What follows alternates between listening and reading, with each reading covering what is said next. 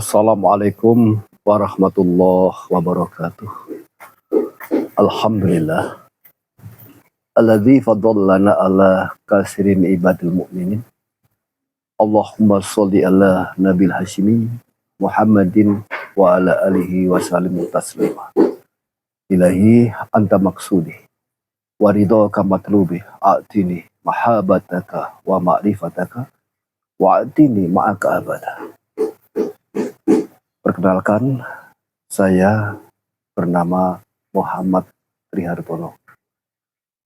Tepatnya Muhammad Trihartono Sarjana Sastra, atau lebih lengkapnya lagi Muhammad Trihartono Sarjana Sastra, jurusan Ilmu Sejarah, Universitas Gadjah Mada, IP 3,21.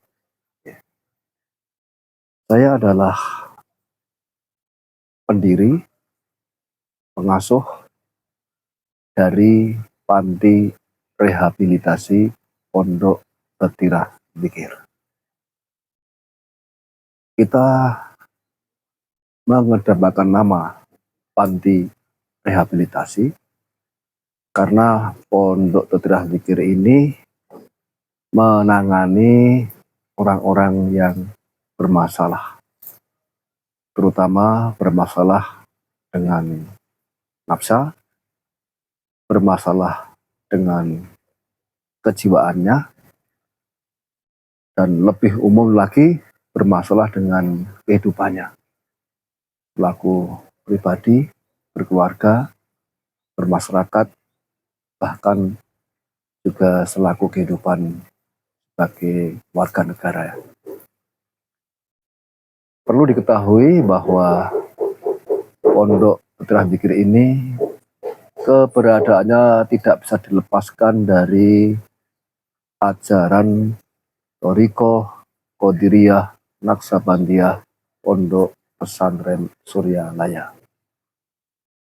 Kenapa tidak bisa dilepaskan? Karena sebenarnya Pondok Tetirah Dzikir ini adalah pondok tarekat. Artinya apa? Artinya yang diajarkan, yang dikembangkan, yang menjadi nafas kesehariannya Pondok Tetirah Dzikir ini adalah bagaimana mengamalkan, melestarikan, mensiarkan ajaran Thariqah Qadiriyah Naqsabandiyah Pondok Pesantren Suryalaya. Jadi pure murni adalah pondok tarekat. Cuma dalam perjalanannya Pondok Tetirah Dzikir ini lebih dikenal sebagai pondok rehabilitasi. Kenapa? Karena yang dibina, yang dirawat, yang diasuh itu memang berawal dari para korban nafsa. Jadi ketika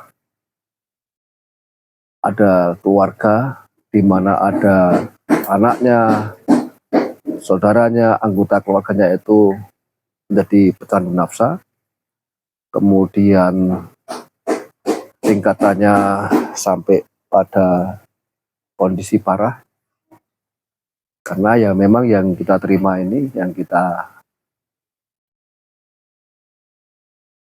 istilahnya yang datang ke dari kalau korban nafsa itu pasti sudah pada tingkatan yang parah, sudah relapse berkali-kali, overdose berkali-kali, dan juga keluarga sudah berusaha untuk memberikan penanganannya di rumah sakit, di berbagai pondok rehab, tetapi kenyataannya anak atau anggota keluarga masih bermasalah. Masih saja kecanduannya itu tidak berhenti. Nah, ketika itulah keluarga masih tetap berupaya, dan biasanya kalau di sekitar Jogja ini mereka kepingin ditempatkan yang terpantau. Jadi awalnya kita hanya menerima santri, menerima korban nafsa itu dari Jogja apa saja. Nah, mereka sudah paham kalau di Suryalaya itu juga ada rehabilitasi korban nafsa. Bahkan pada umumnya orang tuh mengenal Suryalaya karena bisa menangani korban nafsa itu. Padahal sebenarnya Suryalaya itu adalah sebuah pesantren yang benar-benar mengembangkan ajaran zikir pokoknya, atau mengembangkan tarekat ini. Jadi sebenarnya Pondok Suryalaya itu bukan semata-mata mengenai korban nafsa sebagaimana awal dikenalnya, tetapi pure murni itu adalah sebuah sistem tarekat di mana ada guru mursyid, ada ajaran-ajaran tarekat yang dikembangkan berawal dari talqin zikir. Ya, dulu di era Abah Hanom sangat-sangat terkenal. Padahal kalau kita masuk di dalamnya, oh ternyata Suryalaya itu tidak sesempit yang kita duga hanya mengenai nafsa. Di sana adalah pondok tarekat, juga mengembangkan dunia pendidikan. Di sana juga ada universitasnya, ada sekolah umumnya, juga ada pesantrennya. Nah, tapi kenyataannya lebih dikenal sebagai pondok yang menangani korban nafsa. Nah, begitu juga di Tetrah Zikir ini, karena pure murni ilmunya dari Suryalaya, ya, belajar tarekat, itu para masyarakat itu lebih mengenal ini adalah juga pondok penanganan korban nafsa. Nah, justru ini menjadi hal yang khas, menjadi hal yang unik, menjadi hal yang membuktikan bahwa ilmu tarekat itu ternyata bisa untuk menangani korban nafsa yang parah itu. Dan itu pasti selesai kalau di pondok zikir ini asal ada kesepakatan dari keluarga yang menyerahkan, kemudian ada semacam kontrak perjanjian bagaimana tata tertibnya di Tetrah Zikir ini, itu para santri itu pasti kita yakin bismillah itu semua masalah nafsa yang parah itu pasti bisa kita selesaikan. Ya. Dengan cara apa? Dengan cara tarekat tadi yang bermula dari bagaimana ditalqin zikir. Ditalqin zikir itu dituntun, diberi pelajaran zikir, bagaimana bisa mengamalkan zikir yang sampai tembus ke ruang-ruang batin dalam diri kita.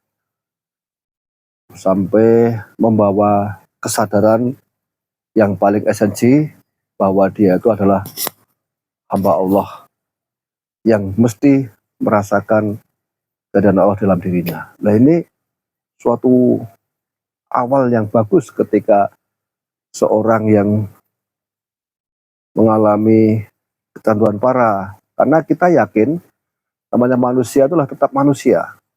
Artinya apa? Di dalam dirinya itu ada ruang kesadaran, ada fitrah bahwa dia itu seorang hamba, seorang manusia ciptaan Allah. Ya. Jadi ada semacam ghorisah diniyah, separah apapun. Nah, talqin ini sebenarnya adalah bagaimana dalam kondisi yang parah mentalnya, parah penyakit sosialnya, kesadaran yang ada dalam dirinya itu ditumbuhkan. Kesadaran yang ada dalam ruang batinnya yang paling dalam itu ditumbuhkan terus, diawali dengan talqin, kemudian diamalkan terus, itu nanti akan membentuk kesadaran yang luar biasa. Nah, alhamdulillah nanti bisa ditestimonikan bagaimana seorang Bang Imron Agusman, seorang residivis, seorang pecandu, seorang pengedar, seorang yang bermain-main dengan nafsa dari SMP sampai usia menjelang 30, bahkan secara sosial, secara moral itu sudah istilahnya mendarah daging jiwa pecandunya itu. Tapi begitu disentuh dengan talqin dzikir, kemudian disuasanakan untuk selemapan dzikir, alhamdulillah dia terbentuk sebuah kesadaran, bahkan di luar dugaan. Yang dulu dia datang sebagai, kalau dalam tanda petik itu sebagai pasien, karena dia datang sebagai orang yang sakit sosial untuk disembuhkannya, itu dalam waktu tidak lama dia menjadi seorang relawan. Berangkat dari talqin menumbuhkan kesadaran, kemudian menumbuhkan jiwa-jiwa pengabdian dalam dirinya, sampai sekarang dia menjadi relawan. Nah, saya tadi juga menyampaikan bahwa kami akan menyelesaikan dengan setuntas-tuntasnya, karena nafsa ini adalah resisten. Jadi ada seorang Bang Imron Agusman yang sadar pulih, tetapi bukan tidak sedikit kami menemukan santri-santri itu yang pura-pura pulih, pura-pura sadar, pura-pura seperti menunjukkan jiwa pengabdian, tapi itu semua modus. Dia masih tetap pakai dan dia berusaha memakai. Itu juga berulang kali kami temukan. Kalau orang Jawa bilang ilmu itu kelakuan ikan laku, nah kita itu memperoleh pengalaman-pengalaman ada orang-orang seperti itu. Nah, makanya tadi saya sampaikan kalau ada dukungan dari keluarga, dari tokoh masyarakat, dari aparat pemerintah, kita masalah nafsa ini kita tuntaskan betul. Nah, kasus-kasus yang relapse, kasus-kasus yang dibina, kemudian kambuh lagi, itu kita tuntaskan dengan cara mereka akan kita masukkan ke dalam ruang khalwat. Terlalu panjang ya? Tapi nanti udah apa namanya, jadi ambil. Terus habis ini kan tadi udah ke ini loh Pak,